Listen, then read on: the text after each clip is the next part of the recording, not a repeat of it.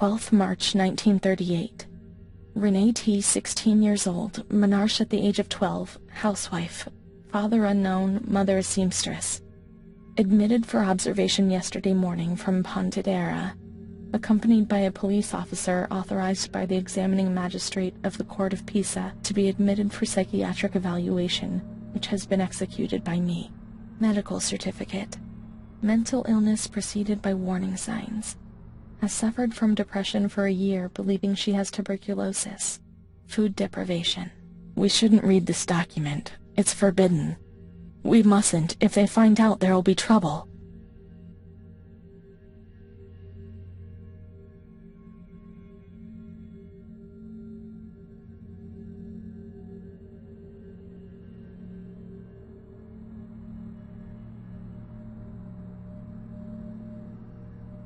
Have you ever wondered who you are? Yes, you must have wondered.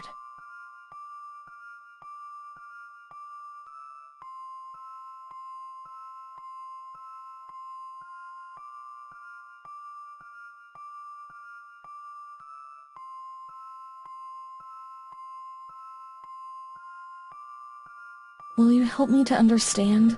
To escape this dazzling light inside me that stops me from seeing? She is scared, hears noises and spirits, presents serious signs of anxiety psychosis, suffers from hallucinations. She is anxious, confused, has a distressed expression, a questioning look as if terrified, disoriented. She feels confused, hears voices shouting in her head. She doesn't understand properly. She has not felt well for 2 or 3 months. When questioned, she replies, "My mother wants to hurt me. She always scares me. She chases me." Why are you here? I had argued with my mother, and I was so disturbed by the shock that I felt like my head was spinning. There was a woman there who wanted to force me into a life of prostitution. They wanted to condemn me to be burned at the stake. Children were whispering, calling my name. 16th March. She couldn't sleep last night. They wanted to condemn her to be burned at the stake. 4th April. Transferred to the quiet ward, still under my supervision. Yes, that's true. The ward where Amara was. Yes, the stake. The children wanted to burn Renee. She had to pay for what she'd done. Like witches, at the stake. –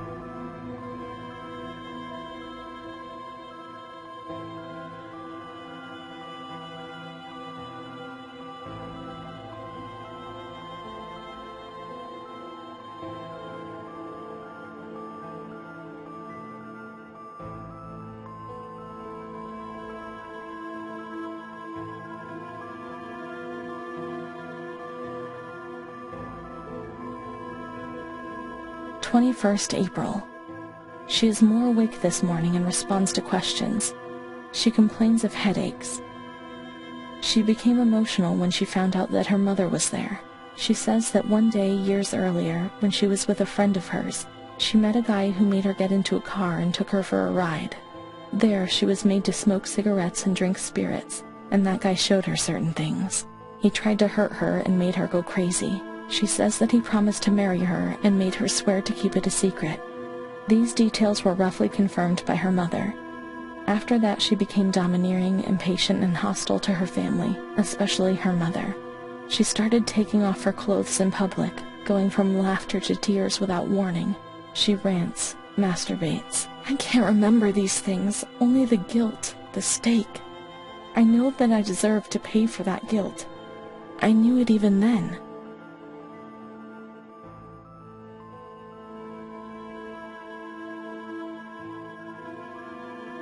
She was uncooperative during the examination. She didn't want to be stripped. She remained rigid. Voluntary attention almost absent. Probable hallucinations. 25th April. Confused ideas, unable to maintain a spontaneous conversation. Reflexes all normal. Reactive pupils. Let's find Amara and we'll find the full medical record.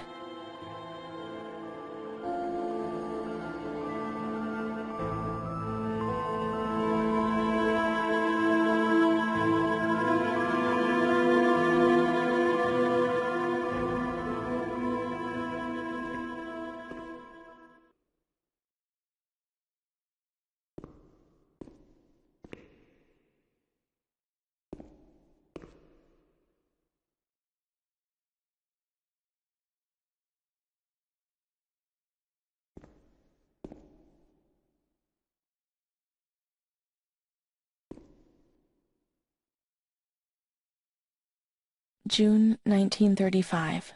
After much theorizing and practice in clinics for the privilege, the moment to act has finally arrived. Volterra is the right place. It's an avant-garde hospital, the perfect place for a doctor who wants to contribute the change. 20th November. Crossing the threshold of the asylum was similar to entering into another dimension. A world of smells, noises, and image which it is not easy to imagine, describe, or explain. August 1936. The situation is similar to that in many other institutions. The department is overcrowded. Hundreds of patients are supervised by a handful of nurses, who are forced to tie the more agitated ones to their beds or to radiators. They do 24-hour shifts. It's impossible to work like this. We doctors rarely see the female patients. It's the nurses who tell us what's happening to the women.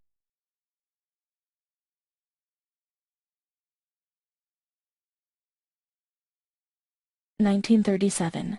The piercing stench in the wards, the constant noise of shouts and voices in which very little human content remains. Dirty, naked bodies, devoid of any dignity. The lunatic asylum bores into you. It wears you down. I often consider resigning.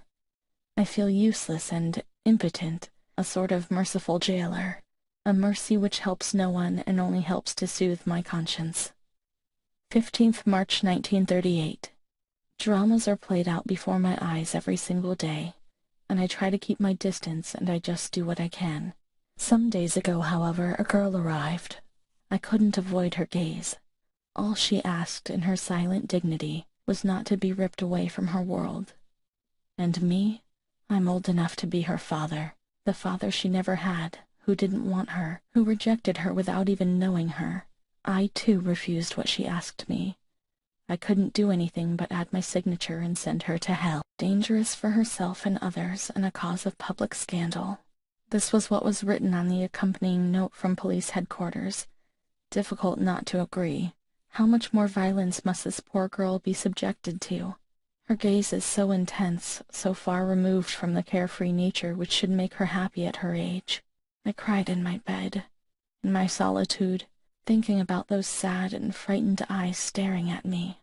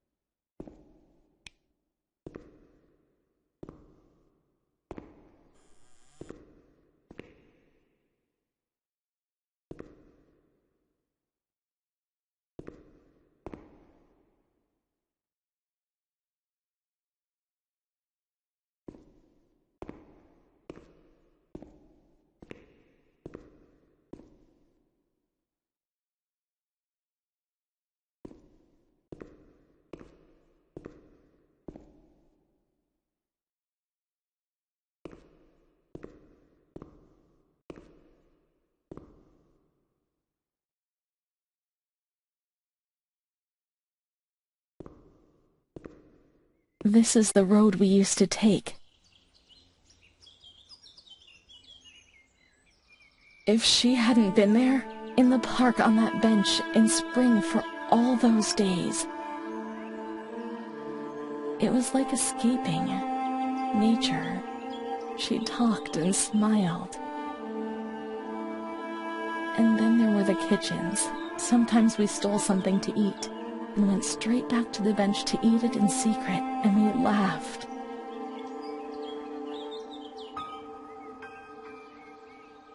She did things to me, Sometimes she touched me. In the showers, I felt her body against mine for the first time. It was a shiver that warmed my soul. Eyes closed, the light slipped away.